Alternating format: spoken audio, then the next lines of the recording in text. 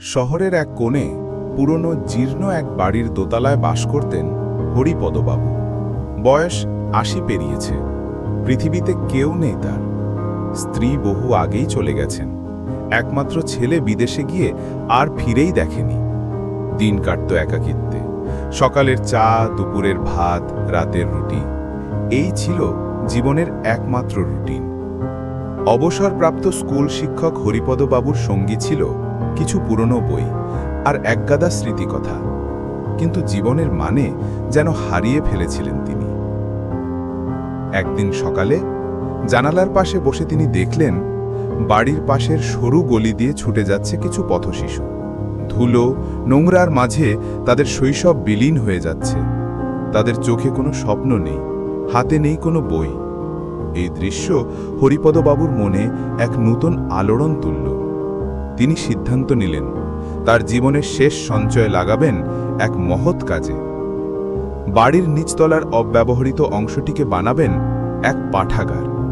নোংরা, অন্ধকার ঘর পরিষ্কার করলেন নিজের হাতে। পুরনো আসবাব সরালেন, কাঠের তাক বানালেন, তাতে সাজালেন পুরনো আর নতুন বই। লাইব্রেরির নাম দিলেন জ্ঞানের আলো পাঠাগার। প্রথমে কেউ এলো না, শিশুরা ভয় পেত। তখন হরিপদবাবু নিজেই পথে নামলেন। হাত ধরে শিশুদের ভেতরে নিয়ে এলেন, গল্প শোনালেন, বই পড়তে শেখালেন।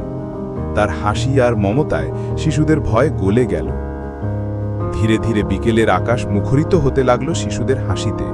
তারা দল বেঁধে আসত, বই পড়ত, ছবি আঁকত আর হরিপদবাবুর সাথে গল্প করত। যারা একসময় তাকে নিয়ে হাসাহাসি করত, তারা এখন শ্রদ্ধায় মাথা নত করল। এলাকার যুবকরা এগিয়ে এলো সাহায্যের হাত বাড়িয়ে। নতুন বই, অর্থ, স্বেচ্ছাসেবক, সব মিলিয়ে পাঠাগার হয়ে উঠল এক আশার আলো। হরিপদবাবুর জীবন আর একাকী নয়। প্রতিটি দিন কাটে শিশুদের হাসি আর কোলাহলে।